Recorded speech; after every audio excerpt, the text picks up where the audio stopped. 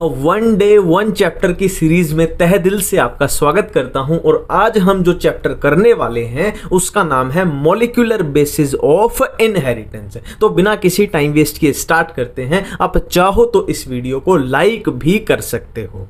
देखिए, सबसे पहले हम क्या देखने वाले हैं, डीएनए आरएनए क्या होते हैं, कैसे होते हैं, उनको हम देखने वाले हैं ना। बिल्कुल सिंपल तरीके से साधारण भाषा में बात करेंगे। देखो, एक अपने पास होते हैं नाइट्रोजिनस बेस,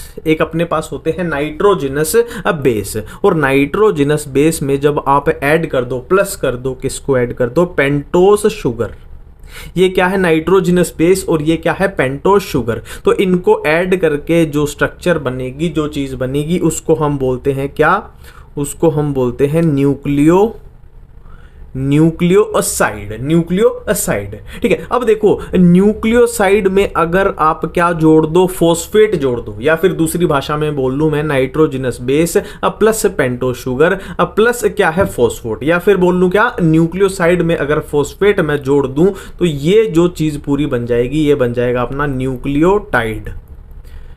ठीक है, समझ रहे हो। न्यूक्लियोसाइड क्या है, nitrogenous base plus pentose sugar, और न्यूक्लियोटाइड क्या है, nitrogenous base plus pentose sugar plus क्या हो जाएगा, फॉस्फेट हो जाएगा। या फिर बोल लो न्यूक्लियोटाइड क्या है, न्यूक्लियोसाइड प्लस क्या हो जाएगा, फॉस्फेट हो जाएगा। एक ही बात होती है। अब देखो, यहां अपने पास न्यूक्लियोटाइड बन चुका है। अब ऐसे ऐसे बहुत सारी न्यूक्लियोटाइड को अगर मैं जोड़ दूं यानी, है ना, हम साइंटिफिक लैंग्वेज में कैसे बोलेंगे, अगर न्यूक्लियोटाइड्स का मैं क्या बना दूं, पॉलीमर बना दूं, तो इसी से क्या बन जाता है, इसी को क्या बोलते हैं हम, इसी से अपना बन जाता है क्या, न्यूक्लिक एसिड।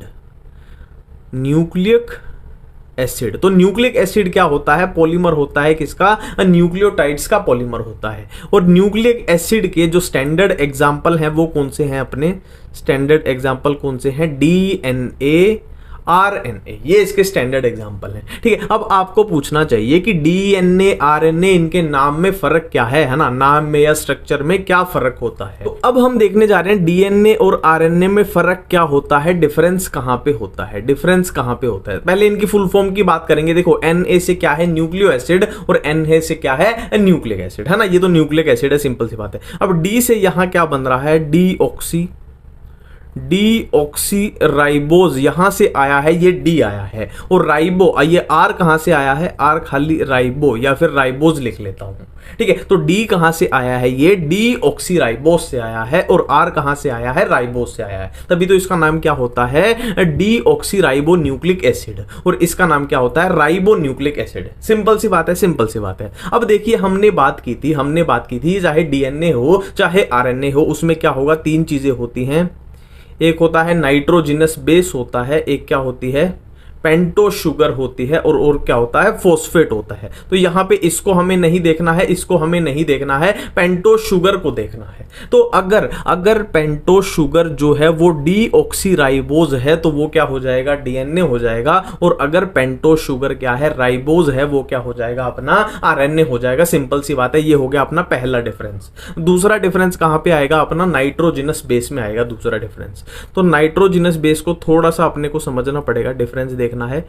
ये बी है, ध्यान से देखिए। ठीक है। तो नाइट्रोजिनस बेस अपने पास दो टाइप के होते हैं, एक होते हैं प्यूरीन, और एक होते हैं पायरिमिडीन्स। ठीक है। तो प्यूरीन कौन से होते हैं, ए एंड जी, और पायरिमिडीन तीन होते हैं अपने पास, कौन से हो जाए, सी टी यू हो जाएंगे। ठीक है। अब यहां मजे की बात क्या है, कि थाइमीन की जगह यूरेसिल होता है, किसमें, आरएनए में होता है। सिंपल सी बात है। अगर डीएनए की बात करें, मैं यहां प्रॉपर लिख देता हूं, अगर हम डीएनए की बात करें तो डीएनए में ए भी पाया जाएगा, जी भी पाया जाएगा, सी भी पाया जाएगा, टी भी पाया जाएगा। बट डीएनए में क्या है, यूरेसिल जो है, यू जो है, वो नहीं पाया जाएगा। और इधर हम आरएनए की बात करें, डीएनए के बाद आरएनए की बात करें, तो इसमें ए भी पाया जाएगा, जी भी पाया जाएगा, सी भी पाया जाएगा, और यू पाया जाएगा, यानी टी नहीं पाया जाएगा, यानी थाइमीन नहीं पाया जाएगा। तो मैंने क्या बोला था, आरएनए के अंदर क्या होता है, थाइमीन एडीन की जगह पे यूरेसिल प्रेजेंट होता है। तो ये हमने क्या देख लिए भाई, डीएनए और आरएनए के डिफरेंस देख लिए, है ना। क्या है फोस्फेट, फोस्फेट में कोई डिफरेंस नहीं होता है, वो सेम रहता है। नाइट्रोजिनस बेस के बेस पे हमने देख लिया ना, ये देख लिया डिफरेंस देख लिया। पेंटोस शुगर के बेस पे ये डिफरेंस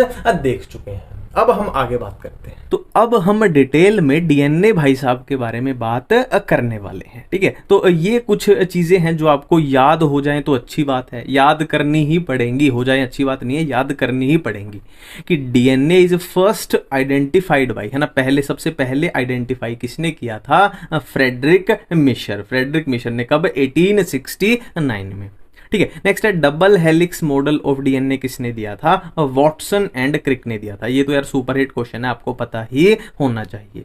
नेक्स्ट है स्टडीड डीएनए विद एक्सरे, कि डीएनए और एक्सरे का जहां पे रिलेशन आ जाए तो साइंटिस्ट कौन से होंगे, विल्किंस एंड फ्रैंकलिन, ठीक है। डीएनए नेचर में कैसा होता है, एसिडिक होता है, ये बात भी याद रखेंगे। और हिस्टोन पढ़ेंगे, हिस्टोन प्रोटीन है ना, डीएनए पैकेजिंग पढ़ेंगे तब भी ये आ जाएगी, ठीक है। एक बार फिर से कर लेते हैं। डीएनए को पहली बार आइडेंटिफाई किसने किया, फ्रेडरिक मिशर ने किया। डबल हेलिक्स मॉडल, ये तो आपको पता ही होना चाहिए, 500% पता होना चाहिए।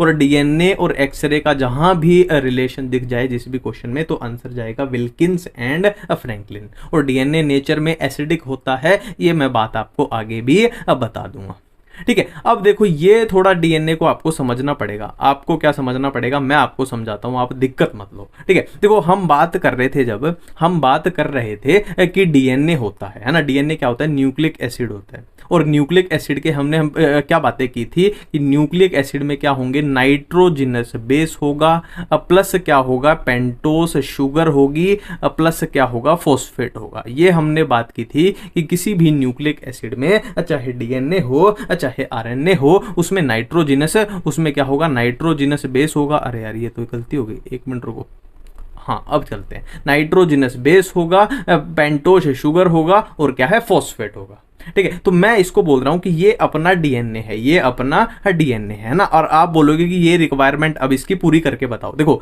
ये अपने क्या है, नाइट्रोजिनस बेस है ना, एटीजीसी एटीजीसी, ये क्या है, अपने नाइट्रोजिनस बेस है इसमें, ठीक है। और पेंटोस शुगर, ये अपनी शुगर आ गई, S4 शुगर आ गई, ये अपनी शुगर आ गई, ये अपनी शुगर आ गई, ठीक है। और फॉस्फेट क्या है, ये अपना फॉस्फेट है, ये अपना फॉस्फेट है, ये अपना फॉस्फेट है।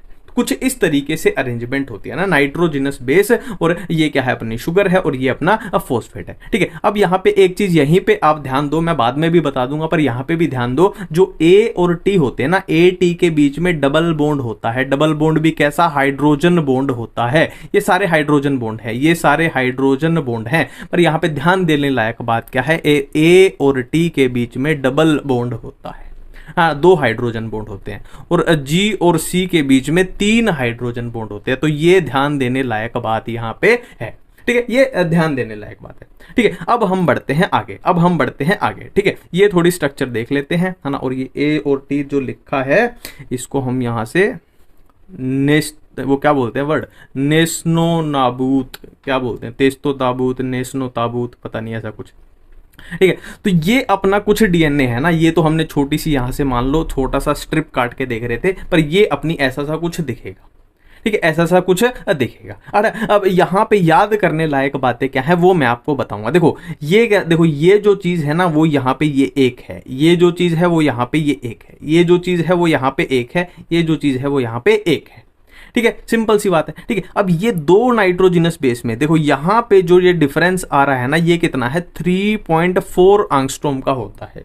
ये वाला 3.4 एंगस्ट्रॉम का होता है, ठीक है। अब देखो इस एक टर्न की बात करें कि देखो टर्न क्या है बेसिकली, कि जहां पे ये पोजीशन आ रही थी नेक्स्ट वो इस डीएनए में कहां पे आ रही है, ये आ रही है, ठीक है। तो ये क्या हो गया, एक टर्न हो गया, ये डीएनए का 1 टर्न हो गया, ये 1 टर्न हो गया, ठीक है। और इस एक टर्न में कितने आ रहे हैं, ये वाले कितने आ रहे हैं, अपने 10 आ रहे हैं, ये 10 आ रहे हैं। तो 2 के बीच में डिफरेंस कितना था, 3.4, तो एक टर्न में कितने हो जाएंगे, 10 हो जाएंगे। तो मल्टीप्लाई होके ये पूरा एक टर्न का जो डिस्टेंस आ जाएगा पूरा, है ना, जो लेंथ आ जाएगी वो कितनी आ जाएगी, 34 एंगस्ट्रॉम आ जाएगी, जिसमें 10 बेस पेयर आ रहे हैं, 10 बेस पेयर आ रहे हैं ना, ऑटोमेटिकली मल्टीप्लाई हो गया, ठीक है। और एक यहाँ पे बात याद रखनी है कि ये जो है ना, एक तरीके से डायमीटर बोल लो, ये जो है ये कितनी पाई जाएगी, लेंथ 20 एंगस्ट्रॉम पाई जाएगी।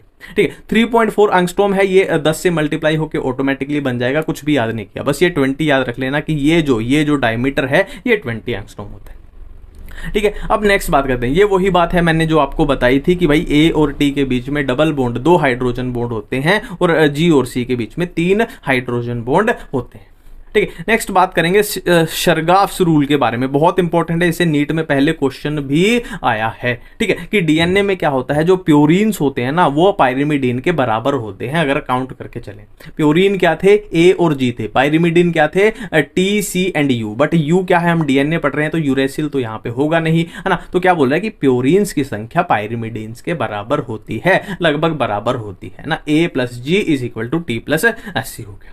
ठीक है, नेक्स्ट है डीनेचुरेशन ऑफ डीएनए। देखो डीनेचर क्या होता है, बेसिकली किसी भी, चाहे प्रोटीन की बात कर रहे हो चाहे किसी भी चीज की बात कर रहे हो, कि हमने क्या दिया, बहुत सारा टेम्परेचर दिया, बहुत सारी गर्मी दी, तो जो भी चीजें हैं वो टूट जाएंगी। ठीक है, अब डीएनए में टूटने लायक यहाँ पे क्या है, तो सिंपल सी बात है, जब हम डीएनए को बहुत सारी गर्मी देंगे तो ये 2 स्ट्रैंड्स आपस में जो जुड़ी हुई हैं ये यहाँ से टूट जाएंगी। बेसिकली क्या है, जो ये हाइड्रोजन बॉन्ड है ये यहाँ से टूट जाएंगे और स्ट्रैंड्स जो हैं वो अलग अलग हो जाएंगी। ठीक है, if DNA placed at high temperature double strand will separate, है ना, वो सेपरेट, समझ गए आप सारी कहानी मेरे ख्याल से। ठीक है, नेक्स्ट हम डीएनए पैकेजिंग की तरफ जा रहे हैं। देखो हमने बात की थी डीएनए कैसा होता है, नेगेटिवली चार्ज्ड होता है, और हिस्टोन कैसा होता है, हिस्टोन प्रोटीन पॉजिटिवली चार्ज होता है। अब यहां से जो अपने को बात पता चल रही है कि ये negatively charge, histone positively charge, तो नेगेटिव और पॉजिटिव में क्या होगी, अट्रैक्शन होगी, मतलब एक दूसरे से ये चिपक जाएंगे तो है क्या है, इनकी पैकेजिंग बहुत अच्छी हो सकती है ना। डीएनए देखो, डीएनए मान लो ऐसे है, बहुत ही बड़ा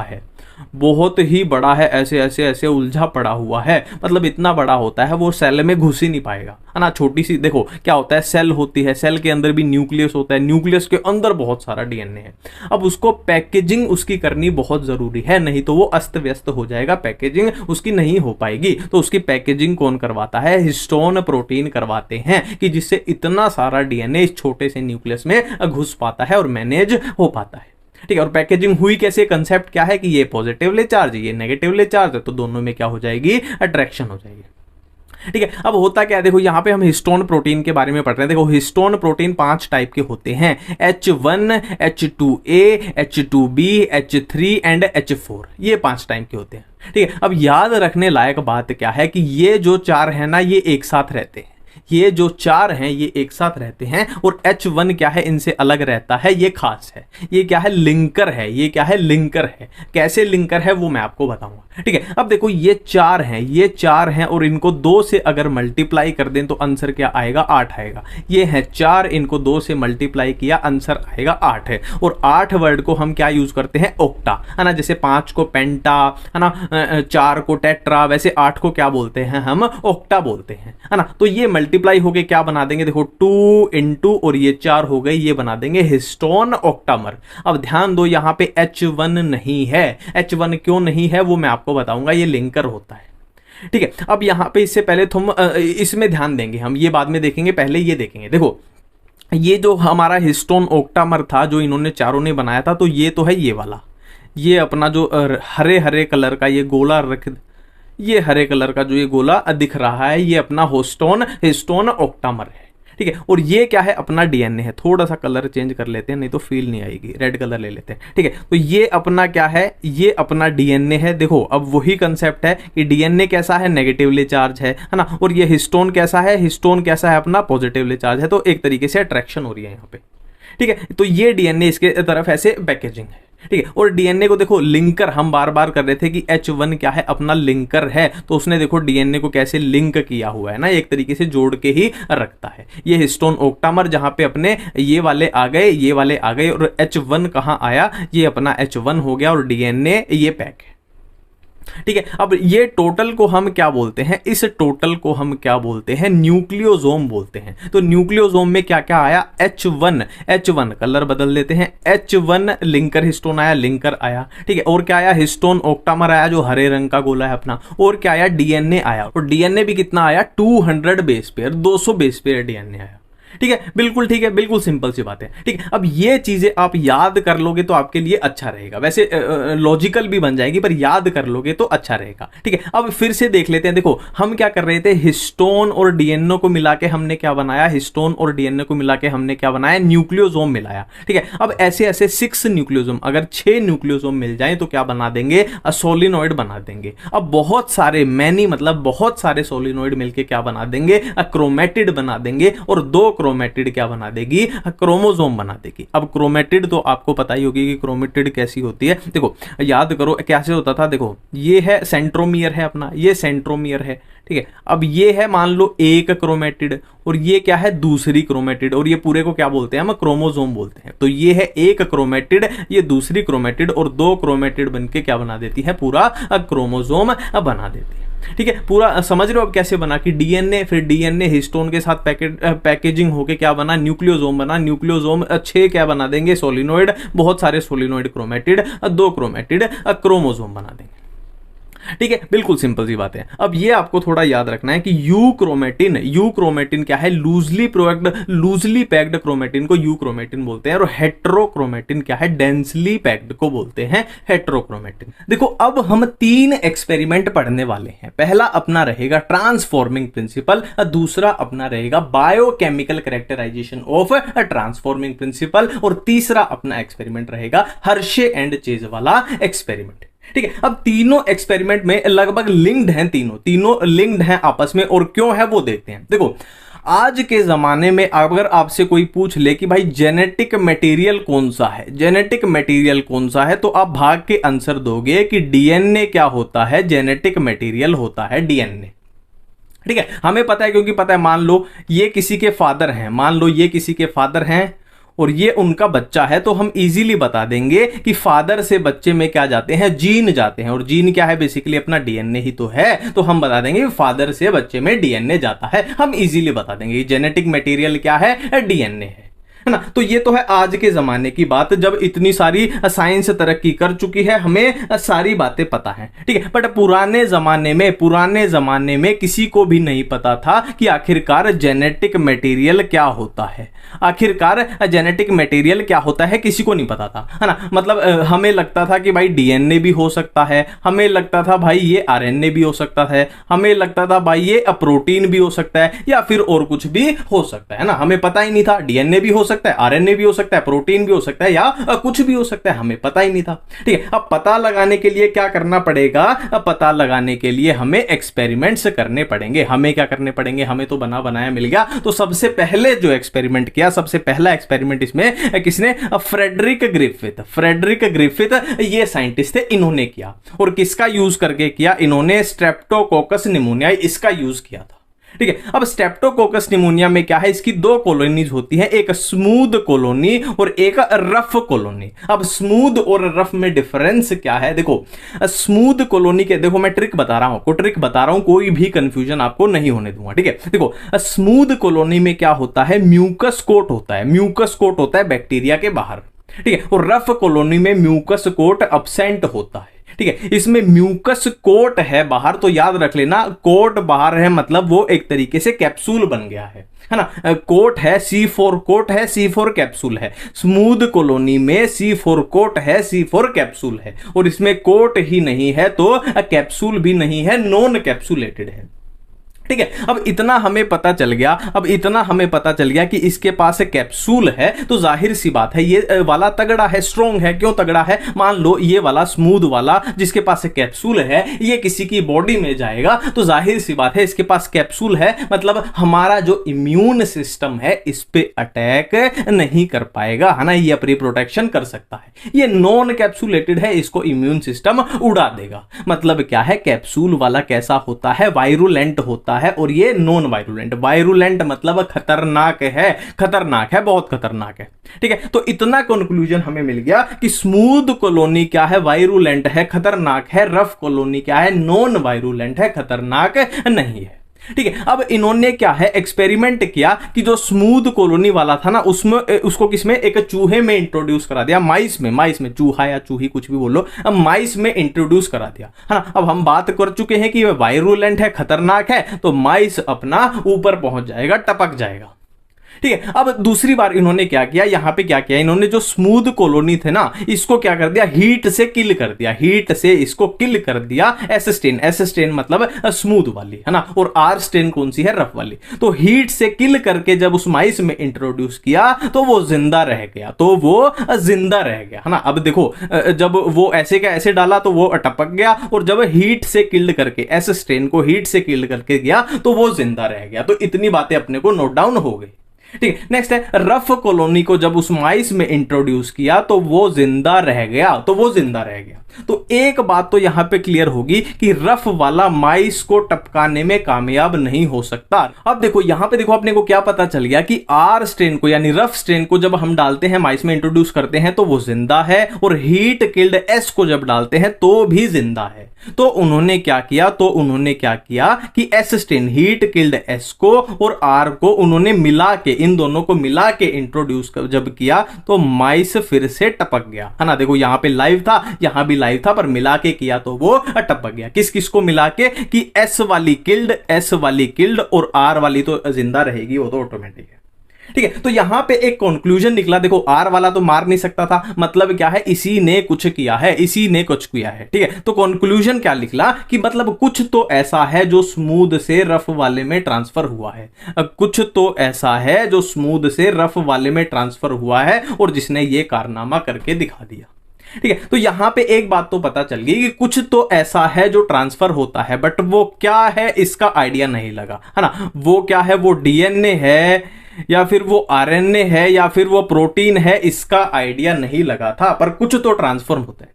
अब हम अपना नेक्स्ट एक्सपेरिमेंट करने वाले हैं, कौन सा, biochemical characterisation of transforming principle. देखो हमने ट्रांसफॉर्मिंग प्रिंसिपल में देखा था कि कुछ तो ऐसा है जो ट्रांसफर हो रहा है, बट अपने को शक है वो डीएनए है या फिर वो आरएनए है या फिर वो प्रोटीन है, अपने को शक है। इनमें से अपने को पता ही नहीं है कि कौन सा ऐसा है जो ट्रांसफर हो रहा है। ठीक है। तो इससे हम वो पता लगाएंगे। देखो इसको मैं आपको सिंपल भाषा में समझा देता हूं कि इस एक्सपेरिमेंट में होता क्या है आखिरकार। देखो ये हमारे पास मान लो 2 कमरे हैं, ये हमारे पास 2 कमरे हैं, ठीक है। और इस कमरे में क्या है, 3 इंसान हैं, इस कमरे में 3 इंसान हैं, ठीक है। एक इंसान का नाम क्या है, एक इंसान का नाम है डीएनए, एक इंसान का नाम है आरएनए, एक इंसान का नाम है प्रोटीन। ठीक है। अब वो क्या बोल रहे हैं कि इन तीनों में से कोई तो ऐसा इंसान है जो इस कमरे में आ रहा है, कोई तो ऐसा इंसान है जो इस कमरे में आ रहा है, बट वो इंसान कौन है इन तीनों में से वो हमें नहीं पता। वो ही इस एक्सपेरिमेंट में हम सीखना चाहते हैं। ठीक है। तो इसको पता लगाने के लिए सिंपल सा तरीका क्या लगाया कि हम सबसे पहले क्या करते हैं, हम इस प्रोटीन को डाइजेस्ट कर देते हैं, है ना। मतलब क्या है, इसको यहां से उड़ा देंगे। ठीक है। तो इस केस में भी हमने क्या देखा कि फिर भी इन दोनों में से कोई आ रहा है, मतलब भाई प्रोटीन तो नहीं है जो आ रहा है ना, इसको उड़ाने के बाद भी यहां पे कोई प्रेजेंट दिखाई दे रहा है, मतलब या तो डीएनए है या आरएनए है। सिंपल है। ठीक है। नेक्स्ट बार हमने क्या किया, हमने आरएनए को उड़ा दिया, है ना। हमने क्या है, अपना प्रोटीन ऐसे का ऐसे है, हमने आरएनए को उड़ा दिया। ठीक है। फिर भी यहां पे कोई आया, मतलब क्या है कि आरएनए भी वो इंसान नहीं है जो यहां पे आ रहा है। ठीक है। और थर्ड बार में हमने क्या किया, डीएनए को ही उड़ा दिया। अब डीएनए को जब उड़ाया मतलब डाइजेस्ट किया, तो यहां पे इस वाले कमरे में हमें कोई भी इंसान दिखाई नहीं दिया। तो इस बात से पता चल गया कि यहां पे जो आ रहा था वो क्या था, डीएनए था, मतलब डीएनए ही अपना क्या है, जेनेटिक मटेरियल है। ठीक है। तो इस बात से हमें थोड़ा आइडिया लग गया, है ना। एक 100% तो नहीं बोल पाए, पर आइडिया लग गया कि डीएनए ही है। ठीक है। अब बात कर लेते हैं थोड़ी याद करने वाली कि ये एक्सपेरिमेंट किसने किया था, एवरी मैक्लोइड मैककार्टी ने। ठीक है। ट्रांसफॉर्मिंग सब्सटेंस इज डीएनए, इन्होंने बता दिया कि हाँ भाई डीएनए ही है जो ट्रांसफॉर्मिंग सब्सटेंस है।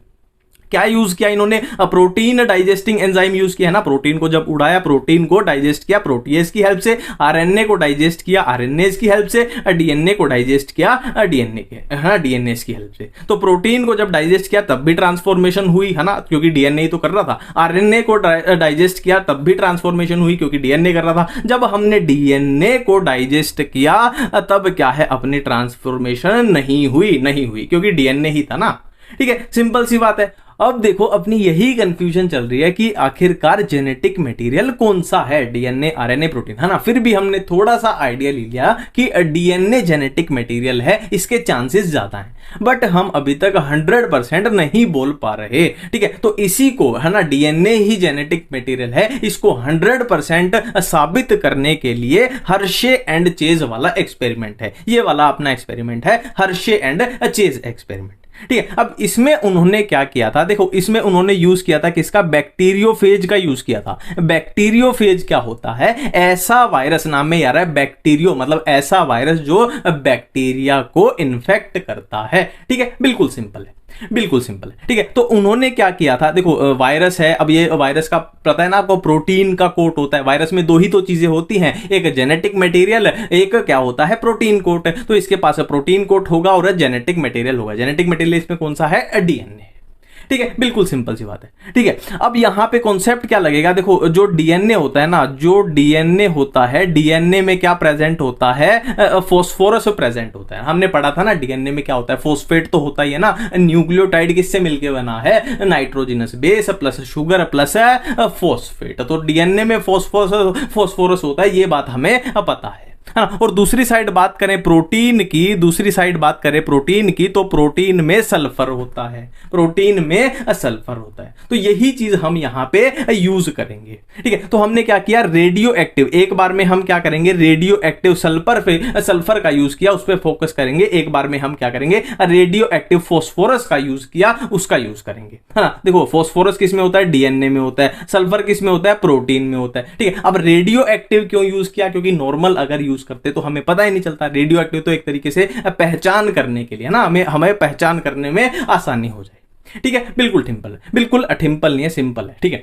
अब यहां पे ये अपना बैक्टीरिया है, ये अपना बैक्टीरिया है, तो बैक्टीरिया को इन्फेक्ट किया किसने, बैक्टीरियोफेज ने इन्फेक्ट किया। अब इन्फेक्ट करेगा तो ये क्या करेगा, अपना जेनेटिक मटेरियल इसके अंदर इंट्रोड्यूस कर देगा, ठीक है। जेनेटिक मटेरियल इसके अंदर इंट्रोड्यूस कर देगा, ठीक है। अब यहां से क्या है, देखो ये जो बैक्टीरियोफेज इन्फेक्शन करने के बाद क्या हो गया, अलग हो गया, ठीक है। ये अपना बैक्टीरिया है, ये अलग हो गया, ठीक है। अब हमें यहां पे देखने को क्या मिला, ये अपना सल्फर वाला चल रहा है, ये अपना क्या है, सल्फर वाला चल रहा है, रेडियो एक्टिव सल्फर। अब देखने को क्या मिला अपने को यहां पे, कि जो रेडियो एक्टिव सल्फर है वो यहां पे अब्सेंट है, इसके अंदर वो अब्सेंट है, इसके अंदर वो कहां दिखाई दिया, इसमें ही दिखाई दिया, ठीक है। मतलब क्या है कि जो अंदर जेनेटिक मटेरियल, अंदर तो क्या आएगा, जेनेटिक मटेरियल ही आएगा। तो जेनेटिक मटेरियल जो अंदर आया है वो प्रोटीन नहीं है। प्रोटीन अगर वो होता तो सल्फर अंदर दिखाई देता।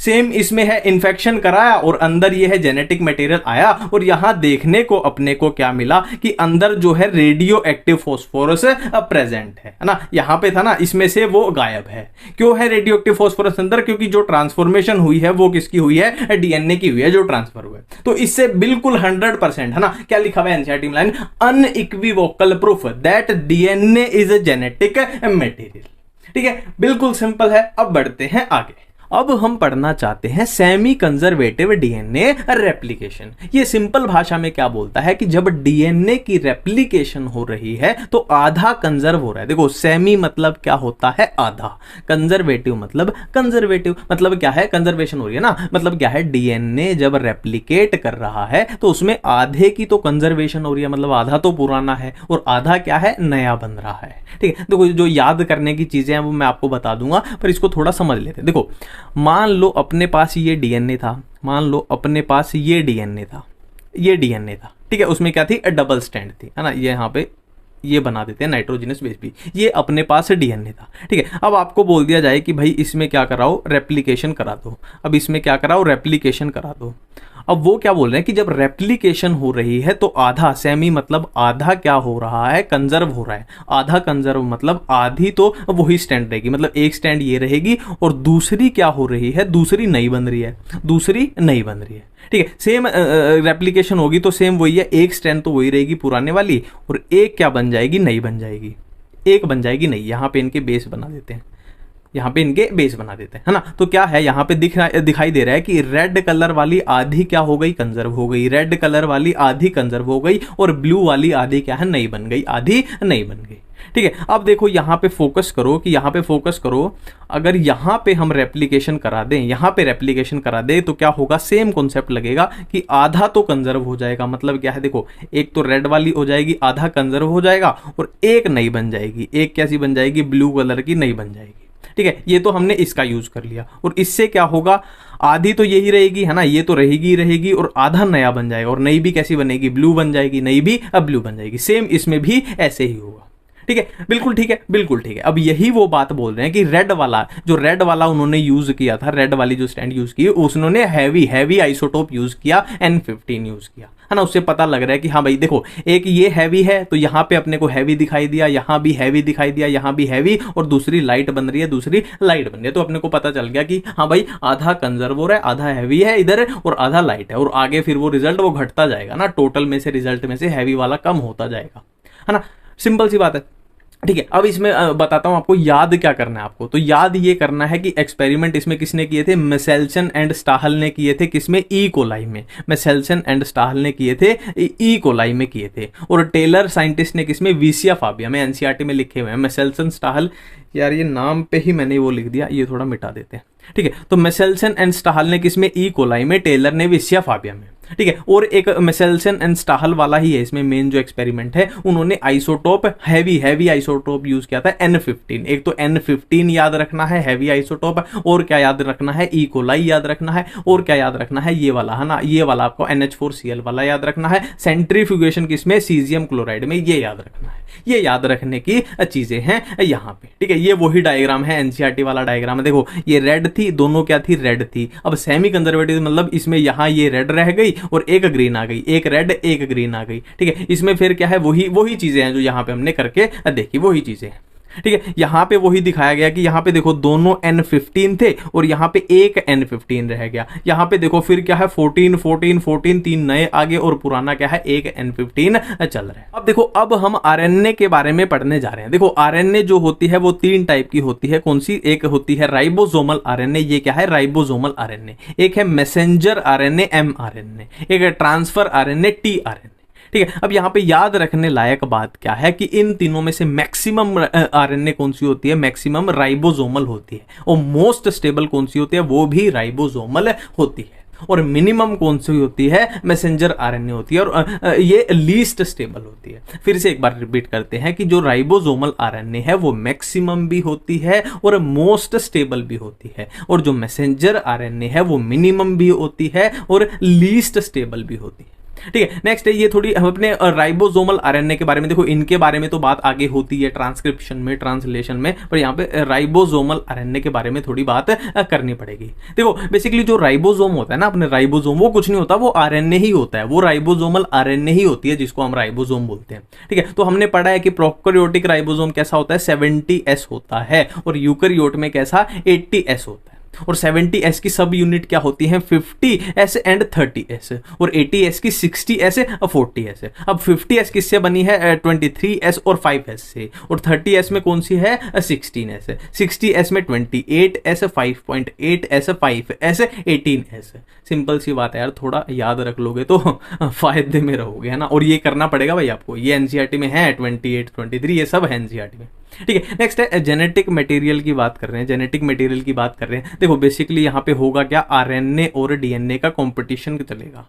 यहाँ पे होगा क्या, आरएनए वर्सेस डीएनए का कंपटीशन चलेगा, है ना। ये बोल रहा है कि मैं बेहतर हूं, ये बोल रहा है मैं बेहतर हूं। किसके लिए, कि जेनेटिक मटेरियल के लिए आरएनए बोल रहा है मैं अच्छा हूं, ये बोल रहा है मैं अच्छा हूं। तो हम क्या करते हैं, दोनों में कंपटीशन करा देते हैं। ठीक है, तो सरकार की तरफ से गाइडलाइन आई कि हम ये रूल बना रहे हैं कि इन चीजों को जो फॉलो करेगा, यार फिर से ये थोड़ा चेंज कर लेते हैं। ठीक है, तो सरकार ने ये गाइडलाइन बनाई कि इन चीजों को जो फॉलो करेगा वो अच्छा जेनेटिक मटेरियल होगा, कि हम कंक्लूजन फाइनल रिजल्ट निकाल लेंगे। पहला रूल ये, दूसरा ये, तीसरा ये, और चौथा ये। ठीक है, इस तरीके की हम एक कंक्लूजन फाइनल एक निकालेंगे। तो पहला क्या है कि उन्होंने बोला कि should be able to generate इस रेप्लिका, मतलब जो जेनेटिक मटेरियल होगा वो रेप्लिकेशन उसको करनी चाहिए, है ना। तो डीएनए ने बोला कि हाँ भाई मैं रेप्लिकेशन करता हूं, आरएनए ने बोला मैं भी रेप्लिकेशन करता हूं। तो DNA and RNA are both able to replicate, है ना। तो यहां से तो भाई बराबरी पे आगे कोई कंक्लूजन नहीं निकला। ठीक है। फिर नेक्स्ट गाइडलाइन क्या आ गई कि भाई जेनेटिक मटेरियल होने के लिए केमिकली एंड स्ट्रक्चरली स्टेबल होना चाहिए, है ना, क्या है, स्टेबल होना चाहिए, है ना। तो डीएनए इस बारी में जीत गया, डीएनए ने बोला कि मैं ज्यादा स्टेबल हूं, DNA is more stable then RNA. और इसका रीजन क्या है, इसका रीजन क्या है, आप याद करो, डीएनए में क्या होता है, थाइमिन होता है, यूरेसिल नहीं होता। तो आरएनए में यूरेसिल होता है तो उसको अनस्टेबल ज्यादा बना देता है। ठीक है। नेक्स्ट है म्यूटेशन होनी चाहिए, should show scope for slow changes mutation that are required for evolution. ठीक है। तो आरएनए में डीएनए के कंपैरिजन में ज्यादा म्यूटेशन होती है। ठीक है। अब यहाँ पे कंफ्यूजन है कि इस बात को अच्छा माने कि बुरा माने, है ना। अब ज्यादा, बहुत ज्यादा म्यूटेशन होती है तो आप खुद ही सोच लो क्या हाल हो जाएगा, है ना, कि कुछ थोड़ा सा हुआ और एक्सप्रेशन कुछ भी एक्सप्रेस हुआ एनवायरमेंट में या कुछ भी और म्यूटेशन हो गई और काम खत्म हो गया। ठीक है। फिर नेक्स्ट है it should be able to express itself in the form of Mendelian character. तो यहां पे क्या बताया गया है कि कैरेक्टर्स को एक्सप्रेस करने में कौन ज्यादा अच्छा है, डीएनए के कंपैरिजन में आरएनए ज्यादा अच्छा है। ठीक है। कैरेक्टर्स को एक्सप्रेस करने में आरएनए ज्यादा बेहतर है डीएनए के कंपैरिजन में। बट यहाँ पे स्टोरेज की बात करें, बट यहाँ पे अगर स्टोरेज की बात करें कि जेनेटिक इंफॉर्मेशन की स्टोरेज की बात करें तो डीएनए ज्यादा बेहतर है, डीएनए ज्यादा बेहतर है ना। तो भाई वहां पे जज वज बैठे, सारे जज लाइन में बैठे, तो उन्होंने लाइन में बैठ के ये कंक्लूजन निकाला कि भाई इन सारी बातों को देखते हुए कि अपना क्या है, अपना डीएनए आरएनए के कंपैरिजन में क्या है, अच्छा जेनेटिक मटेरियल है, DNA is better than RNA, है ना। किसकी बात कर रहे हैं हम, genetic material, as a genetic material की बात कर रहे हैं। डीएनए इस मुकाबले में जीत गया। तो हमें सबसे पहले देखना है सेंट्रल डोग्मा। ठीक है। देखो सेंट्रल डोग्मा में होता क्या है, हमें डीएनए से बनाना है मैसेंजर आरएनए और मैसेंजर आरएनए से हमें बनाना है क्या, प्रोटीन हमें बनाना है।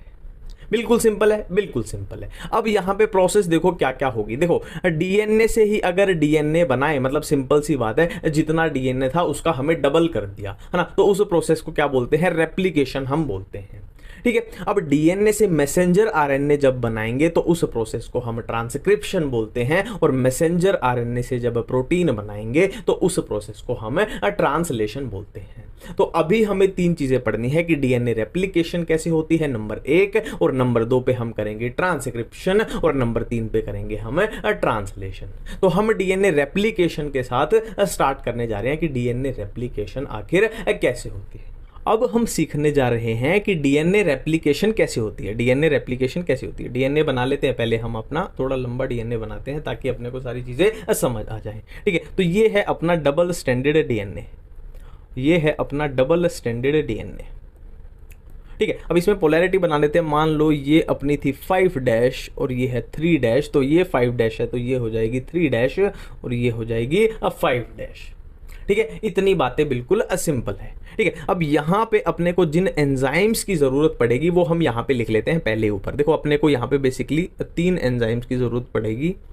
एक होगा हेलिकेज, है ना, इतने से अपना काम चल जाएगा, इससे ज़्यादा फालतू एंजाइम की, है ना, टंटा मत करना। हेलिकेज, एक अपना होगा क्या, आरएनए पॉलीमरेज, और एक अपना होगा क्या, डीएनए पॉलीमरेज। ठीक है। अब इनका क्या क्या फंक्शन होगा वो हम बातें करेंगे, कौन सा helicase, RNA polymerase, DNA polymerase. ठीक है। अब क्या है, ये अपना डीएनए है, अब हमें रेप्लिकेशन करनी है। रेप्लिकेशन मतलब एक डीएनए से 2 बनाने हैं, मतलब जितना है उसका डबल बनाना है, सिंपल सी बात ये है। ठीक है। तो डीएनए के अंदर एक लोकेशन होती है, डीएनए के अंदर एक लोकेशन होती है जहां से डीएनए रेप्लिकेशन स्टार्ट होती है, और उस लोकेशन को क्या नाम देते हैं, ओराई उसको हम बोलते हैं। ओराई यानी ओरिजिन ऑफ रेप्लिकेशन।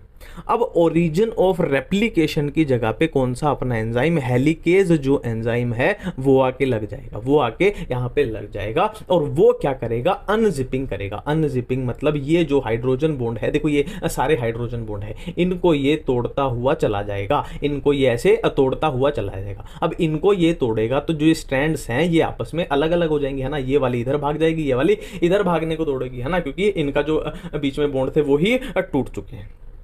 ठीक है। तो ये सारा सिनेरियो कैसा दिखाई पड़ेगा, एक बार ढंग से बना लेते हैं। इन बॉन्ड्स के टूटने के बाद यहाँ पे अपने को कुछ कैसा दिखाई देगा कि ये वाली स्ट्रैंड इधर चली गई है और ये वाली इधर चली गई है, और ये क्या है, अपनी 3' एंड है, और ये क्या है, अपनी 5' एंड है।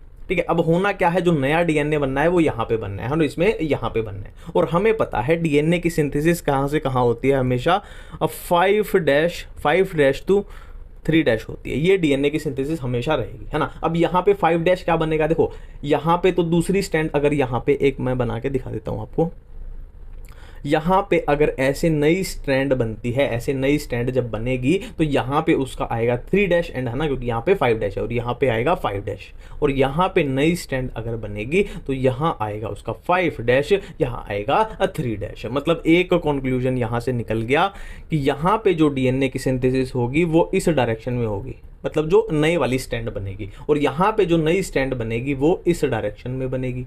डायरेक्शन भी अपने को पता लग गई, है ना। अब डायरेक्शन पता लग गई और इसको हम थोड़ा साफ कर देते हैं, इसको दोबारा करेंगे, क्यों करेंगे वो अपना देखना है, क्योंकि है ना अपने ये तो खाली बैठे हैं आरएनए पॉलीमरेज डीएनए पॉलीमरेज हमने तो बना भी दी, तो इनका यूज भी अपने को समझना है, ठीक है। तो यहाँ तक हम अब पहुँच चुके हैं, बिल्कुल सिंपल सी बात है। अब एक बार लोकेशन मार्क कर ले, देखो इसमें इस डायरेक्शन में होनी है, तो यहाँ से क्या होनी है, डीएनए की सिंथेसिस अपनी स्टार्ट होनी है ना, यहाँ से डीएनए नया बनना स्टार्ट होना है, और यहाँ पे मान लो यहाँ से स्टार्ट होना है ना, ऐसे ऐसे जाएगा, हाँ। तो आरएनए पॉलीमरेज क्या करेगा, आरएनए पॉलीमरेज क्या करेगा, आरएनए प्राइमर बना देगा, है ना। ये मान लो अपना आरएनए प्राइमर है, ये मान लो अपना आरएनए प्राइमर है। आरएनए प्राइमर क्या करेगा, बेसिकली डीएनए के बनने को इनिशिएट करेगा, है ना। तो डीएनए पॉलीमरेज और आरएनए प्राइमर का गहरा रिश्ता है। तो डीएनए पॉलीमरेज आरएनए प्राइमर की सहायता से नया डीएनए, है ना, डीएनए पॉलीमरेज मतलब जो डीएनए बनाएगा, नया डीएनए बनाता चला जाएगा। डीएनए पॉलीमरेज आरएनए प्राइमर की हेल्प से नया डीएनए बनाता चला जाएगा,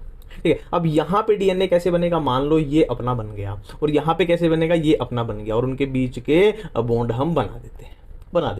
पोलैरिटी की बात करें तो ये बनेगी 5', ये बनेगी 3'। तो इतनी कहानी ठीक है, इतनी कहानी बिल्कुल ठीक है। अब यहाँ पे एक ट्विस्ट है, अब ये हेलिकेज जो एंजाइम है, ये हेलिकेज जो एंजाइम है ये यहाँ पे रुकने वाला नहीं है। ये बोल रहा है कि मेरा काम है तोड़ना फोड़ना, तो मैं यहाँ नहीं रुकूंगा। ये यहाँ तक पहुँच गया तोड़ते फोड़ते, ठीक है। अब तोड़ते फोड़ते यहाँ तक पहुँच गया तो सिंपल सी बात है, देखो यार रबड़ कहाँ गई, रबड़ गुम हो जाती है, ठीक है। तो ये इसको तोड़ते तोड़ते यहाँ तक पहुंच गया, यहां तक अपना क्या पहुंच चुका है, हेलिकेज एंजाइम अपना अनजिपिंग करते हुए यहां तक पहुंच चुका है। अब ये कैसी दिखाई पड़ेंगी भाई, ये स्टैंड कैसी दिखाई पड़ेंगी, देखो ये तो नई कौन सी बनी थी, यहाँ पे ये वाली बनी थी, तो ये अपनी पुरानी थी और ये अपनी पुरानी थी, ठीक है। अब यहाँ भी चीजें बननी है, अब यहाँ भी तो नया डीएनए बनना है ना, सेम प्रोसेस जो यहाँ हमने की वो सेम यहाँ होनी है ना। आरएनए पॉलीमरेज क्या है, आरएनए प्राइमर बनाएगा, आरएनए प्राइमर डीएनए पॉलीमरेज बनाएगा। अब फिर से एक बार डायरेक्शन चेक कर लेते हैं, फिर से डायरेक्शन चेक कर लेते हैं। देखो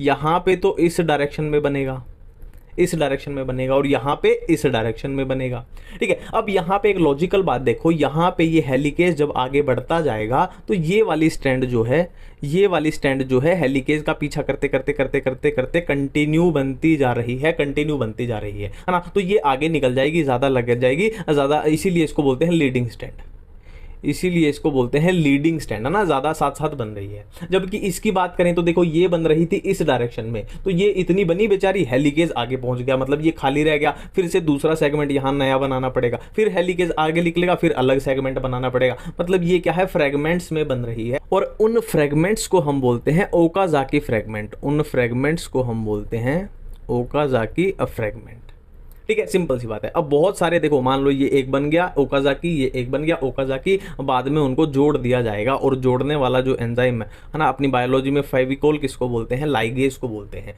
ओकाजाकी फ्रेगमेंट्स को लाइगेज की हेल्प से जोड़ दिया जाएगा, तो ये ना अपना नई स्टैंड बन जाएगी। अपने पास क्या थी, है ना, डबल स्टैंडर्ड था, और ये नई नई बनती चली गई, इसी को बोलते हैं हम डीएनए रेप्लिकेशन। तो हम डिटेल में देख चुके हैं कि डीएनए रेप्लिकेशन अपनी कैसे होती है। अब हम देखने जा रहे हैं कि ट्रांसक्रिप्शन में क्या होता है, ट्रांसक्रिप्शन में क्या होता है, ठीक है। तो हमें पहले देखना पड़ेगा ट्रांसक्रिप्शन यूनिट क्या होती है। देखो ट्रांसक्रिप्शन यूनिट में क्या क्या होता है, प्रमोटर होता है, स्ट्रक्चरल जीन होता है, और टर्मिनेटर होता है, ठीक है। अब नाम से ही बिल्कुल क्लियर हो रहा है, प्रमोटर मतलब जहां पे अपनी ट्रांसक्रिप्शन स्टार्ट होगी, और टर्मिनेटर मतलब देखो टर्मिनेट होना मतलब बंद हो जाना, मतलब जहां पे अपनी ट्रांसक्रिप्शन बंद हो जाएगी, यहां से स्टार्ट होगी, यहां से बंद हो जाएगी, और बीच में काम कौन सा आएगा, अपना स्ट्रक्चरल जीन अपना काम में आने वाला है, ठीक है। ये स्टार्ट करेगा, ये बंद करेगा, और मेन जो काम आएगा, मेन जहां पे काम होगा वो होगा अपना स्ट्रक्चरल जीन।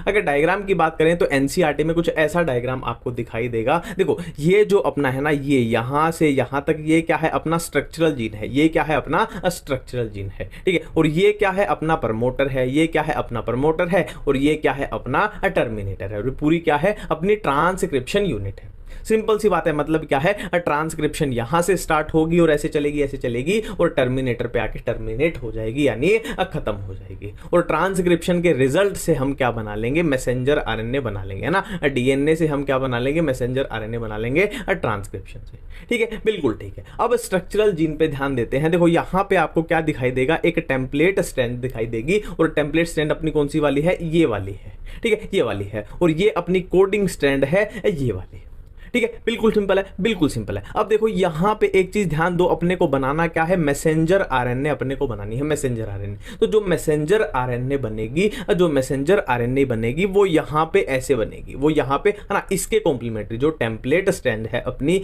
इसके कॉम्प्लीमेंट्री बनेगी, इसके कॉम्प्लीमेंट्री, ठीक है, बिल्कुल सिंपल सी बात है, बिल्कुल सिंपल सी बात है। अब देखो ये वही है, टेम्पलेट वाली अपनी जो है एंटीसेंस जो है हैज अ पोलैरिटी 3' to 5', और दूसरी है कोडिंग स्टैंड, ये वाली अपनी कोडिंग स्टैंड है। अब यहाँ पे एक बात को समझो कि अपने को जो प्रोडक्ट चाहिए ना, जो अपने को प्रोडक्ट चाहिए वो इसके जैसा चाहिए, इसीलिए हम इसको कोडिंग स्टैंड बोले ना, एक कोड करेगी, इसके जैसा प्रोडक्ट चाहिए। तो इसके जैसा प्रोडक्ट इससे तो अपने को नहीं मिलेगा, है ना। तो हम क्या करते हैं, देखो इसके कॉम्प्लीमेंट्री बना लेते हैं, इसके कॉम्प्लीमेंट्री बना लेते हैं, जो ठीक कैसी बन जाएगी, ऐसी बन जाएगी, इसीलिए इसको कोडिंग बोला जाता है, इसको नॉन कोडिंग बोला जाता है, ठीक है। अब आगे बढ़ते हैं। देखो अब आरएनए पॉलीमरेज की थोड़ी बात करनी पड़ेगी, और ये दोनों में अलग अलग होगी, अब प्रोकैरियोट्स में अलग, यूकैरियोट्स में अलग, ठीक है। तो प्रोकैरियोट्स की बात करें तो आरएनए पॉलीमरेज सिर्फ एक टाइप की होती है, ओनली ऑफ वन टाइप, है ना। और एक ही टाइप की जो आरएनए पॉलीमरेज है वो सभी टाइप की आरएनए को बनाएगी, वो राइबोसोमल आरएनए को भी बनाएगी, वो मैसेंजर को भी, वो ट्रांसफर आरएनए को भी वही बनाएगी, है ना। एक ही टाइप की आरएनए पॉलीमरेज सभी तरीके की आरएनए को बनाएगी। जबकि यूकैरियोट्स की बात करें तो वहां पे 3 टाइप की आरएनए पॉलीमरेज होती है, RNA polymerase 1, RNA polymerase 2 and RNA polymerase 3। 1 किसको बनाएगी, 1 किसको बनाएगी, तो ये वाले राइबोसोमल आरएनए को बनाएगी। 2 किसको बनाएगी, हेटेरोन्यूक्लियर आरएनए को बनाएगी।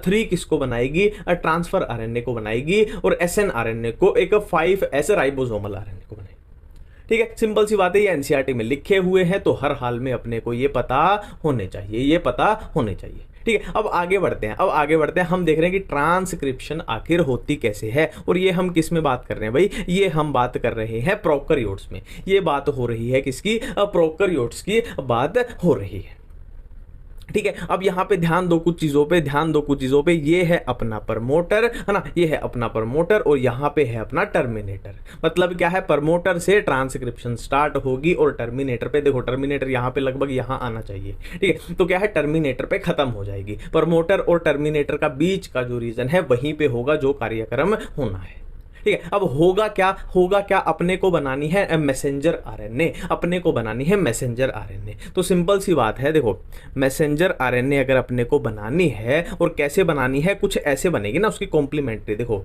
हमने ये देखा था कि इसकी कॉम्प्लीमेंट्री बनेगी, तो इसकी कॉम्प्लीमेंट्री यहां बनाने के लिए, देखो ये पूरा डीएनए थे ना, ये डबल स्टैंड डीएनए था, तो अपने को इतना तो थोड़ा बहुत तोड़ना पड़ेगा, क्योंकि उसके अब बीच में बनेगी, ठीक है। अब होता क्या, वो देखो प्रमोटर रीजन को कौन रिकॉग्नाइज करता है, सिग्मा फैक्टर रिकॉग्नाइज करता है, प्रमोटर रीजन को सिग्मा फैक्टर रिकॉग्नाइज कर देगा। अब ठीक है, अब सिग्मा फैक्टर की हेल्प से ही प्रमोटर साइट पे कौन जुड़ जाएगा, आरएनए पॉलीमरेज जुड़ जाएगा। देखो अपने को बनानी क्या है, आरएनए ही तो बनानी है, मैसेंजर आरएनए। तो मैसेंजर आरएनए कौन बनाएगा, आरएनए पॉलीमरेज ही तो बनवाएगा। तो प्रमोटर रीजन पे आरएनए पॉलीमरेज बाइंड कर जाता है किसकी हेल्प से, सिग्मा फैक्टर की हेल्प से, ठीक है। अब आरएनए पॉलीमरेज मतलब वो आरएनए को बनवा देगा। देखो ये आरएनए उसने बनवा दी, आरएनए पॉलीमरेज ने बनवा दी, ठीक है, पॉलीमरेज ने बनवा दी। Opening of the helix and continuous elongation. देखो ओपनिंग ऑफ हेलिक्स तो सिंपल सी बात है यार, जो डीएनए की जो हेलिक्स है ना, ये वाले बॉन्ड है, ये तो टूटने पड़ेंगे तभी तो बीच में कार्यक्रम चलेगा, ठीक है। और कंटिन्यूस एलोंगेशन किसकी हो रही है, ये मैसेंजर आरएनए जो बन रही है इसकी कंटिन्यू एलोंगेशन होती जा रही है, ठीक है। और जैसे जैसे ये काफिला धीरे धीरे ये काफिला टर्मिनेटर रीजन पे पहुंचेगा, तो टर्मिनेटर रीजन क्या है, ऑटोमेटिक उसको, है ना, नाम में यार टर्मिनेट मतलब ऑटोमेटिक ट्रांसक्रिप्शन को अब बंद करवा देगा, ठीक है, बंद करवा देगा। ठीक है। अब टर्मिनेटर रीजन को कौन पहचानता है, तो रो फैक्टर पहचानता है, रो फैक्टर पहचानता है। ठीक है। अब यहां पे कितने बढ़िया क्वेश्चन बन गए कि प्रमोटर रीजन को कौन पहचानता है, सिग्मा फैक्टर पहचानता है, और जबकि टर्मिनेटर रीजन को रो फैक्टर पहचानता है। और ये प्रोकैरियोट्स में हम अब बात कर रहे हैं। एक बार फिर से प्रमोटर रीजन को सिग्मा फैक्टर पहचानेगा और आरएनए पॉलीमरेज को वहां बाइंड करा देगा। अब आरएनए पॉलीमरेज नाम में ही आ रहा है कि आरएनए की फॉर्मेशन करवाएगी, तो ये ऐसे आरएनए बन जाएगी, है ना, मैसेंजर आरएनए अपनी बन गई है। और जैसे जैसे ये काफिला टर्मिनेटर तक पहुंचेगा तो वहां पे कौन काम करेगा, रो फैक्टर पहचान लेगा, भाई टर्मिनेटर रीजन आ गया है, अब ये कार्यक्रम को अब बंद कर दिया जाए, है ना। ये रिलीज हो गया, देखो ये रिलीज हो गया, आरएनए पॉलीमरेज रो फैक्टर पे चिपका हुआ है और ये इधर रिलीज हो चुका है। ठीक है, सिंपल सी बात। ये हमने कहां पे बात की है, ट्रांसक्रिप्शन इन प्रोकैरियोट्स में ये हमने सारी बातें की है। अब नेक्स्ट देखो, ये बहुत इंपॉर्टेंट है। देखो इन बैक्टीरिया यानी हम प्रोकैरियोट्स की बात ही कर रहे हैं। प्रोकैरियोट्स यानी जो अभी ये प्रोसेस हमने देखी, इसी की बात हम कर रहे हैं कि इन bacteria messenger RNA does not require any processing. मतलब क्या है, मैसेंजर आरएनए को प्रोसेसिंग की जरूरत नहीं पड़ती, है ना, वो क्या है, एक्टिव फॉर्म में ही होती है। ठीक है। जबकि यूकैरियोट्स की बात करें, देखो ये अपना क्या है, ये अपने यूकैरियोट्स की बात हम कर रहे हैं, ये अपने यूकैरियोट्स की बात कर रहे हैं। यूकैरियोट्स में क्या होता है, यूकैरियोट्स में एक्सोन होते हैं, आधे इंट्रोन आधे एक्सोन आधे इंट्रोन होते हैं, है ना, उसको हेटेरोन्यूक्लियर आरएनए बोलते हैं। हेटेरो मतलब ना डिफरेंट है। ठीक है। तो इसकी प्रोसेसिंग हमें करनी पड़ती है। अगर हमें एक्टिव मैसेंजर आरएनए चाहिए तो उसकी प्रोसेसिंग हमें करनी पड़ती है, किसमें, यूकैरियोट्स में। जबकि प्रोकैरियोट्स में हमने क्या से देखा कि डायरेक्ट ही बन रही है, अपनी कोई प्रोसेसिंग की जरूरत उसमें नहीं पड़ रही। तो यही बात बोली गई है ना, प्रोकैरियोट्स में क्या है, इंट्रोन एक्सोन वाला सीन नहीं है, और यूकैरियोट्स में आधे इंट्रोन आधे एक्सोन, फिर उसकी प्रोसेसिंग करनी पड़ेगी और वो सब आगे देखेंगे हम। ठीक है, सिंपल सी बात है। ठीक है। अब transcription and translation takes place in same compartment, है ना, no separation of cytosol and nucleus. इसका सिंपल सा रीजन ये है कि देखो प्रोकैरियोट्स में क्या है, प्रोकैरियोट्स में मान लो ये प्रोकैरियोटिक सेल है, तो न्यूक्लियस मान लो इधर डीएनए पड़ा है, तो न्यूक्लियस के बाहर है ना मेम्ब्रेन नहीं होती, तो क्या है, साइटोप्लाज्म और वहां पे थोड़ी वो नहीं है ना, डिमार्केशन नहीं है, तो सारा काम जो है मिलजुल के ही चलता है। ट्रांसक्रिप्शन ट्रांसलेशन एक दूसरे में घुसी पड़ी रहती है, कौन कहां पे हुई ठीक से पता नहीं चलता, है ना। ऐसा होता है कि ये खत्म हुई उससे पहले ही वो स्टार्ट हो जाती है ना, मतलब घुल मिल के काम है, खिचड़ी पकी हुई है। ठीक है। बट यूकैरियोट में क्या है, सिस्टम से काम चलता है ना, क्योंकि एडवांस हो गए ना, सिस्टम से थोड़ा काम चलता है। ठीक है। जैसे कि यहां पे बातें की गई है, देखो पहले हेटेरोन्यूक्लियर आरएनए बनती है इसमें, कि जिसमें क्या होंगे, एक्सोन भी होंगे और इंट्रोन भी होंगे। ठीक है। अब अपने को करना क्या है, देखो अपने को इंट्रोन को रिमूव करना है, अपने जो काम के हैं वो सिर्फ एक्सोन है। तो इस प्रोसेस में हम क्या करेंगे, हम इंट्रोन्स को रिमूव कर देंगे, खाली अपने पास एक्सोन रह जाएंगे। ये अपने पास क्या है, खाली अपने पास एक्सोन रह जाएंगे। और इस प्रोसेस को हम क्या बोलते हैं, स्प्लाइसिंग बोलते हैं, जिसमें हमने इंट्रोन्स को रिमूव कर दिया है, स्प्लाइसिंग बोलते हैं। ठीक है। अब यहाँ पे दो प्रोसेस और होंगी, कौन सी, कैपिंग एंड टेलिंग। देखो जो कैपिंग है वो कहां पे होगी, 5' एंड पे, और वो कौन करेगा, देखो कैपिंग होगी 5' एंड पे, और किससे होगी, methyl guanosine triphosphate, methyl guanosine triphosphate, ये हो गई अपनी कैपिंग। और टेलिंग किससे होगी, पॉली एडिनाइल टेल, है ना, ये होगी 3' एंड पे, पॉली ए टेल। ठीक है। तो ये हमने देखी ट्रांसक्रिप्शन इन यूकैरियोट्स। ठीक है। नेक्स्ट बात करते हैं हम, ट्रांसलेशन की बात करेंगे, ट्रांसलेशन की, है ना। ट्रांसलेशन में हमें ट्रांसफर आरएनए को देखना पड़ेगा, ट्रांसफर आरएनए को, तो ये अपना ट्रांसफर आरएनए होता है। अब ट्रांसफर आरएनए में क्या है, देखो अब अपने को क्या बनाना है, प्रोटीन बनाना है। अब अपने को प्रोटीन बनाना है। ठीक है। हम मैसेंजर आरएनए बना चुके हैं, देखो ट्रांसक्रिप्शन का रिजल्ट क्या, अपने को मैसेंजर आरएनए तो बनानी थी, तो मैसेंजर आरएनए हम बना चुके हैं। चाहे प्रोकैरियोट में देख लो, हम मैसेंजर आरएनए बना चुके हैं। ठीक है। अब देखो इस मैसेंजर आरएनए का, ये अपनी मैसेंजर आरएनए आ गई, ये अपनी मैसेंजर आरएनए आ गई, जिसपे ये कोडोन है, है ना, ट्रिपलेट होते हैं। ठीक है। अब ठीक इन कोडोन के एंटी जो है ना, जो इनसे बाइंड करेंगे वो क्या होंगे, एंटी कोडोन होंगे। वो क्या होंगे, देखो ये है कोडोन और इससे बाइंड जो होंगे वो होंगे एंटी कोडोन। तो कोडोन कहां पे होंगे, इस मैसेंजर आरएनए पे, और एंटी कोडोन कहां पे होंगे, इस ट्रांसफर आरएनए पे। एंटी कोडोन कहां पे होंगे, इस ट्रांसफर आरएनए, है ना। और यहां पे एक और बात का ध्यान रखेंगे कि हर ट्रांसफर आरएनए अपने सिर पे बिठा के किसको लाता है, अमीनो एसिड को लाता है, जैसे ये एसेरीन को लाया है, और ये वाला ट्रांसफर आरएनए जैसे टायरोसिन को लाया है। हाँ, स्पेसिफिक होते हैं कि ये वाला ट्रांसफर आरएनए इसी को बिठा के लाएगा, ये वाला ट्रांसफर आरएनए इसी को बिठा के लाएगा, ठीक है। तो यहां पे वही बातें लिखी गई हैं, कि एंटी कोडोन लूप होगा, ये क्या है, एंटी कोडोन हमने देख लिया, ठीक है। और क्या है, अमीनो एसिड एक्सेप्टर एंड हो गया, है ना, जहां पे अमीनो एसिड लगेगा वो अमीनो एसिड एक्सेप्टर एंड हो गया, ठीक है। Transfer RNA specific for each amino acid, ये भी बात हमने कर ली कि ये वाला ट्रांसफर आरएनए इसी को बिठा के लाएगा, ये वाला सिर्फ इसी को बिठा के लाएगा, ठीक है। For initiation there is another specific transfer RNA that is referred to as initiator transfer RNA. ये बातें अभी ये प्रोसेस में हम देख लेंगे, इसकी टेंशन मत लो। There is no transfer RNA for stop codon, है ना। अभी कोडोन वाला नीचे देखेंगे ना, तब बताऊंगा क्यों नहीं है ना। सिंपल सी बात है यार, कोडोन ही स्टॉप है, मतलब वो किसी के लिए कोड ही नहीं कर रहा, मतलब वो प्रोटीन ही नहीं बनाना चाहता, तो ट्रांसफर आरएनए का तो कोई लेना देना होगा ही नहीं, है ना। सिंपल सी बात है, क्यों होगा लेना देना, है ना। ट्रांसफर आरएनए तो बेचारा अमीनो एसिड लेके आता है, वो तो प्रोटीन बनवा रहा है, और ये स्टॉप कोडोन मतलब वो कुछ भी नहीं करेगा, तो उसके लिए क्यों ही होगा, सिंपल सी बात है,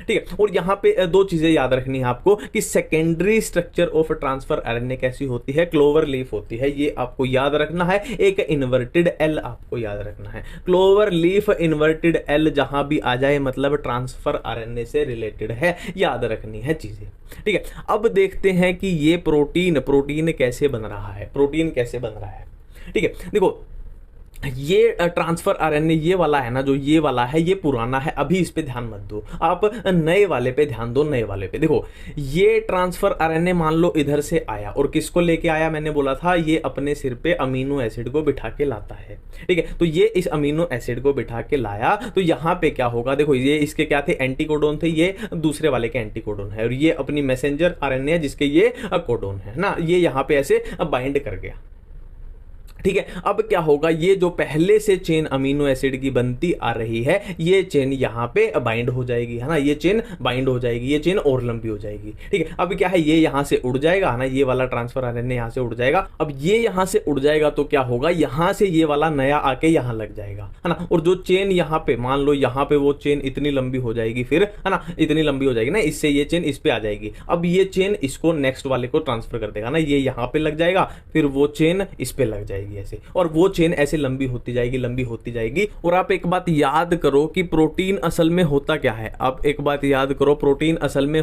है, प्रोटीन अमीनो एसिड का पॉलीमर ही तो होता है ना। ये चेन बहुत लंबी हो जाएगी तो उसी को तो प्रोटीन बोलेंगे, पॉलीपेप्टाइड चेन बन जाएगी, है ना। सिंपल सी बात है, प्रोटीन ऐसे ही तो बनता है, इसी को हम बोलते हैं क्या, ट्रांसलेशन बोलते हैं, ठीक है। अब हम बात करने वाले हैं जेनेटिक कोड के बारे में। 3 साइंटिस्ट याद रखने हैं, जॉर्ज गैमो, हरगोबिंद खुराना, मार्शल निरम। देखो सुपर फास्ट तरीके से करते हैं। कोडोन इज ट्रिपलेट, ये तो सबको पता ही होता है। अब स्टॉप कोडोन कौन से अपने, उल्लू आया यानी UAA, उल्लू गया आया यानी UGA, उल्लू आया गया यानी UAG, उल्लू आया उल्लू गया आया, उल्लू आया गया। सिंपल सी ट्रिक है। देखो टोटल कोडोन्स कितने होते हैं, 64 होते हैं, जिसमें से कोडिंग वाले 61 हैं। तो सिंपल सी बात है, 64 में से 61 कोडिंग है, तो स्टॉप कोडोन कितने हो जाएंगे, 64 - 61 3 हो जाएंगे, 3 हो जाएंगे अपने स्टॉप कोडोन। कौन से हैं, ये वाले हैं, हम ऑलरेडी कर चुके हैं। Codon is read in messenger RNA continuous fashion. देखो सिंपल सी बात है, देखो ये मैसेंजर आरएनए थी, ऐसे कोडोन देखो लाइन में थे पूरे, कोई भी कोमा कोई भी पंक्चुएशन नहीं थी, और इनको ऐसे लाइन में ही पढ़ा जाता है ना, डायरेक्ट लाइन में थे।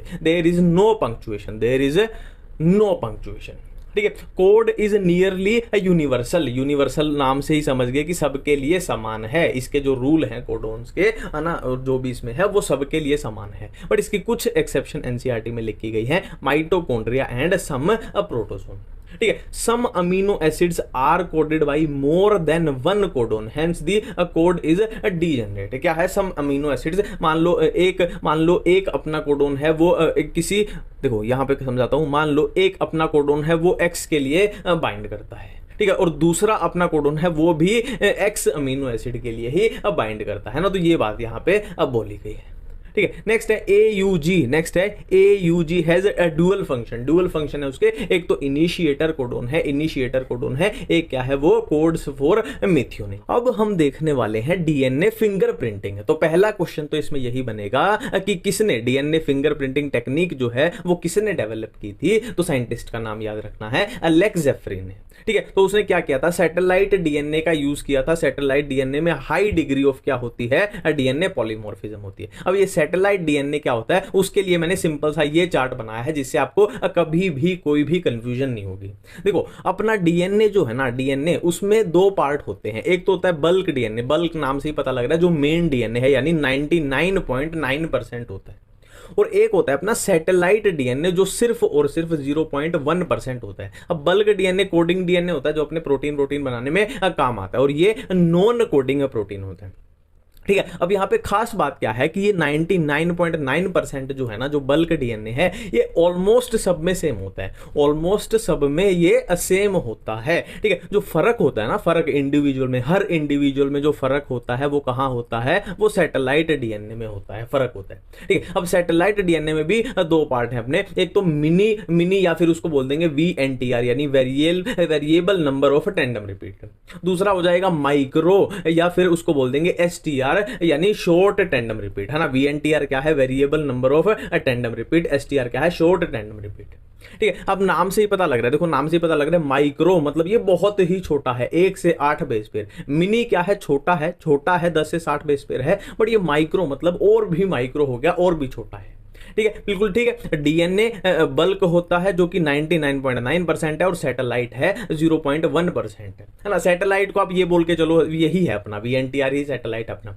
ठीक है, सिंपल सी बात है। और हम कर चुके हैं कि सैटेलाइट DNA में हाई डिग्री ऑफ पॉलीमॉर्फिज्म पाई जाती है ना। मतलब देखो बेसिकली ये है कि जो पहचान होगी ना हर इंडिविजुअल की, वो ये है पहचान, वो ये अपना VNTR ही मान के चलो, सैटेलाइट DNA बोल लो या फिर, है ना, कि ये हर एक में डिफरेंट होता है। तो यही वही बताया गया कि भाई कोई क्राइम सीन से अगर अपने को मिले सैंपल मिले, मान लो ये सैंपल अपने को क्राइम सीन से मिला, ठीक है, अब अपने को A पे शक है और B पे शक है। अब देखो बल्क DNA तो सबका सेम होगा, बल्क DNA तो ऑलमोस्ट सबका सेम होता है, इससे तो पता नहीं चलेगा। तो हम इसमें देख लेते हैं कि कहाँ पे क्या सिमिलरिटी आ रही है ना।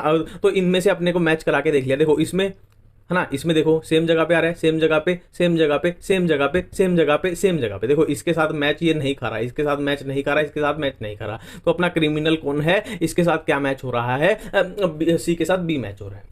ठीक है, और ये दो इंसानों का सेम नहीं हो सकता, नहीं हो सकता। इसीलिए ना बोलते हैं कि आना समझ गए ना आप कहाँ पे यूज होगा, है ना, CID VID वो सब, है ना। नेक्स्ट है अपना ह्यूमन जीनोम प्रोजेक्ट। देखो इसमें याद करने की चीजें ज्यादा है, समझने का कुछ नहीं है। कब लॉन्च हुआ था, 1990 में, 13 ईयर प्रोजेक्ट, है ना। और ये यूएस कौन सी country, US UK Japan China Germany France, और ये सब याद करने की चीजें हैं। ये थोड़ा ध्यान रख लेना, मेथोडोलॉजीज कौन सी यूज हुई थी इसमें, एक्सप्रेस्ड सीक्वेंस टैग, देखो ये डायरेक्ट NCERT में लिखा हुआ, कौन सी, expressed sequence tag and sequence annotation. और ये देखो होस्ट अगर बैक्टीरिया यूज करेंगे तो वेक्टर कौन सा हो जाएगा, बैक्टीरियल आर्टिफिशियल क्रोमोसोम। होस्ट अगर यीस्ट यूज करेंगे तो वेक्टर कौन सा हो जाएगा, यीस्ट आर्टिफिशियल क्रोमोसोम, है ना, BAC YAC। ठीक है, सिंपल है। अब फिर से वही है यार, ये चीजें आपको याद ही करनी पड़ेंगी, ये चीजें आपको हर हाल में याद करनी पड़ेंगी। ये NCERT में लिखी गई है और इसमें समझने का कुछ नहीं है भाई, समझने का कुछ नहीं है ना। मोस्ट जीन सबसे ज्यादा जीन किसके पास होते हैं, क्रोमोसोम 1। फ्यूएस्ट सबसे कम किसके पास होते हैं, क्रोमोसोम Y, है ना। मोर देन 50% जीन का फंक्शन अननोन है, less than 2% of genome code for proteins, है ना। और ये क्या है, 99.9% nucleotides are same in all people. ये हमने की थी ना बल्क DNA, वो तो है बल्क DNA 99.9% सेम होता है। टोटल नंबर ऑफ जीन कितने होते हैं, 30,000 के पास। लार्जेस्ट ह्यूमन जीन कौन सा है, डिस्ट्रोफिन है, जिसमें 2.4 मिलियन बेसिस हैं। एवरेज जीन में कितने बेस होते हैं, 3000 बेस होते हैं। ह्यूमन जीनोम में कितने न्यूक्लियोटाइड बेसिस हैं, इतने मिलियन। 1.4 मिलियन SNPs फाउंड हुए हैं। तो ये सब क्या है, याद करने की चीजें, आपको याद ही करनी पड़ेगी, इसका कोई इलाज नहीं है ना। और इसमें तो भाई ट्रिक भी नहीं लगा सकते, इसमें क्या ट्रिक बनाए, और ट्रिक मान लो इधर उधर से बना भी दी तो वो याद नहीं रहेगी, है ना। उल्टा ट्रिक और याद करनी पड़ेगी, उल्टा डबल मुश्किल बढ़ जाएगी। तो ये याद ही आपको रखना पड़ेगा,